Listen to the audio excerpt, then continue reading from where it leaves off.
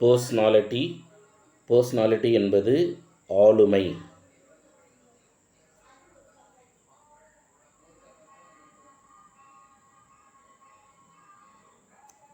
ஆளுமை என்று குறிப்பிடுவோம்.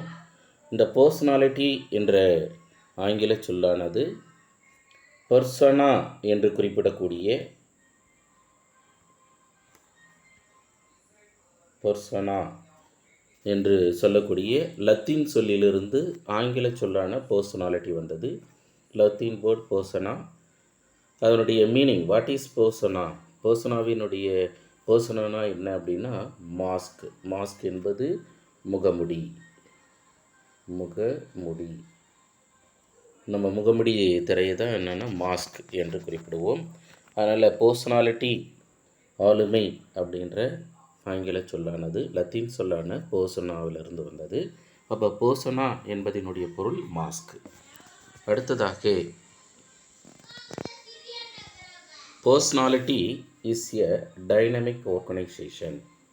ஆளுமை என்பது பல பரிணாம ஒருங்கமைக்கும் திறன் அப்படின்னு எடுத்துக்கலாம். Within the individual of those psychophysical schemes. உடல் அமைப்பு சார்ந்து ஒருவருக்குள் நடக்கக்கூடிய நிகழ்வு. That determine his unique adjustment to his environment. தன்னுடைய சூழ்நிலைக்கு தகுந்தவாறு தனித்துவமான ஒரு பொருத்தப்பாடு நிர்ணயிக்கக்கூடியதை நம்ம ஆளுமை அப்படின்னு எடுத்துக்கலாம். அப்போது சுற்றுப்புற சூழ்நிலைக்கு தகுந்தவாறு தன்னுடைய நடத்தையை பொருத்தப்பாடுடையதாக மாற்றிக்கொள்ளுதல் அப்படின்னு எடுத்துக்கலாம் ஆளுமை. அடுத்ததாக ஆளுமை பற்றிய பண்புகள், கேரக்டரிஸ்டிக்ஸ் ஆஃப் பர்சனாலிட்டி. இதனுடைய பண்புகள் என்னவாக இருக்கலாம்?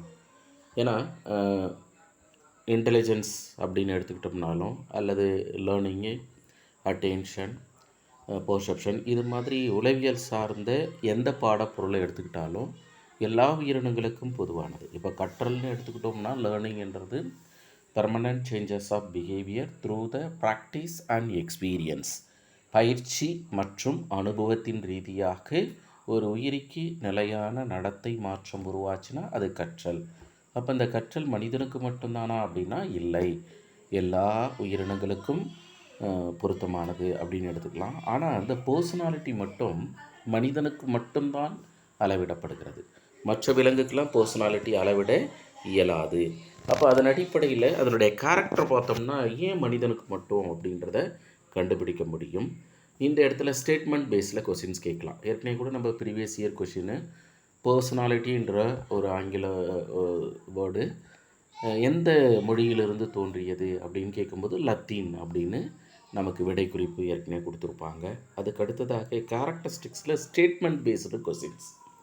என்ன ஸ்டேட்மெண்ட் கொஷின்ஸு அப்படின்னாக்கா கீழே கொடுக்கப்பட்டுள்ள ஆளுமை சார்ந்த பண்பு அல்லாததை தேர்ந்தெடு அப்படின்னு நெகட்டிவ் பேசிஸில் கேட்கலாம். The following traits not related to personality, characteristics of personality அப்படின்னு கொஸ்டின்ஸ் கேட்டிருக்கலாம். அப்படி கேட்கும்போது இப்போ எக்ஸாம்பிள் ஆப்ஷன் ஏவில் personality is something unique and specific. பியில் பர்சனாலிட்டி எக்ஸிபிட் செல்ஃப் கான்சியஸ்னஸ். சியில் பர்சனாலிட்டி டைனமிக் அண்டு கண்டினியூஸ்லி அப்படின்னு கொடுத்துட்டு டியில் it is a start from embryo அப்படின்னு கொடுக்கலாம். அப்படி கொடுத்தாங்கன்னா டி ஆப்ஷன் சரியானது. ஏன்னா எதிர்மறையான என்னென்னா ஆளுமை என்பது சிசுவாக இருக்கப்படும் போதே உருவாக்கப்படவில்லை அப்படி என்று நாம் எடுத்துக்கொள்ளலாம். அப்போது எனவே இதனுடைய பண்புகளை நம்ம சர்ச் பண்ணும்போது personality is something unique and specific. ஆளுமை என்பது ஒரு தனித்துவம் கொண்டது. எதை வச்சு நம்ம சொல்கிறோன்னா எல்லோருக்கும் ஒரே மாதிரி ஆளுமை இல்லை.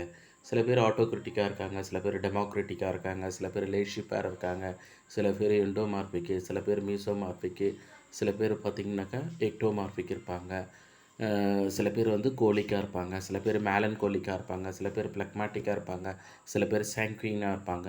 இதெல்லாம் என்ன சார்னா பல்வேறு விதமான ஆளுமை. இந்த ஆளுமையில் சில பேர் பார்த்திங்கன்னா ரெவல்யூஷனிஸ்ட், புரட்சியாளர்கள் அப்படின்னு சொல்லுவோம். சில பேர் பார்த்திங்க அப்படின்னாக்கா ஷைனஸ், கூச்ச சுபாவம் உடையவர்கள் அப்படின்னு அந்த வகையான ஆளுமை இருப்பாங்க. சில பேர் பார்த்தோம்னாக்கா ரிஜிடிட்டி பிடிவாதத்தன்மை கொண்டவர்களாக இருப்பாங்க. சில பேர் அக்ரெசிவ், ஹிட்லர்லாம் எடுத்துக்கிட்டிங்கன்னா அக்ரெசிவ் அப்படின்னு எடுத்துக்கலாம். அப்போது இதில் சம்திங் யுனிக் எல்லோருக்கும் பொதுவானதாக அல்ல அப்படின்னு ஒரு புரிதல். அதற்கடுத்ததாக பர்சனாலிட்டி எக்ஸிபிட்ஸ் செல்ஃப் கான்சியஸ்னஸ், தன்னுணர்வு மூலமாகத்தான் வெளிப்படுத்தப்படுகிறது. அதனால தான் இது மனிதனுக்கு மட்டும்தான் பொருந்தும். ஏன்னா இந்த செல்ஃப் கான்சியஸ்னஸ் தன்னுணர்வு என்பது மற்ற விலங்குகளுக்கு கிடையாது. எப்பொழுதும் விலங்கோ அல்லது உயிரினங்கள் தனக்குன்னு ஒன்று நிகழ்த்தாது. ஆனால் மனிதன் மட்டும்தான் செல்ஃப் கான்சியஸ்னஸ் தன் உணர்வை வெளிப்படுத்தக்கூடிய ஒரு விலங்காக மனிதனை நம்ம பார்க்குறோம். தென் இது நம்ம ஏற்கனவே கேட்கப்பட்ட வினா, இந்த பர்சனாலிட்டி as stated by அப்படின்னா ஆல்ஃபோர்ட் 1948 1948 ஆளுமை என்ற ஒரு சொல்லை ஆல்ஃபோர்டு தான் குறிப்பிடுகிறார். ஆல்ஃபோர்ட் யார் சார் அப்படின்னாக்கா ஃபாதர் ஆஃப் பர்சனாலிட்டி, ஆளுமையின் தந்தை யார்? இப்போ நம்ம ஃபாதர் ஆஃப் இன்டெலிஜென்ஸ் அப்படின்னாக்கா ஆல்பர்ட் பீனே அப்படின்னு நம்ம படிச்சிருப்போம். Father of modern father of psychologist அப்படின்னு கேட்கும்போது சிக்மண்ட் ஃப்ராய்ட் அப்படின்னு படிச்சிருப்போம்.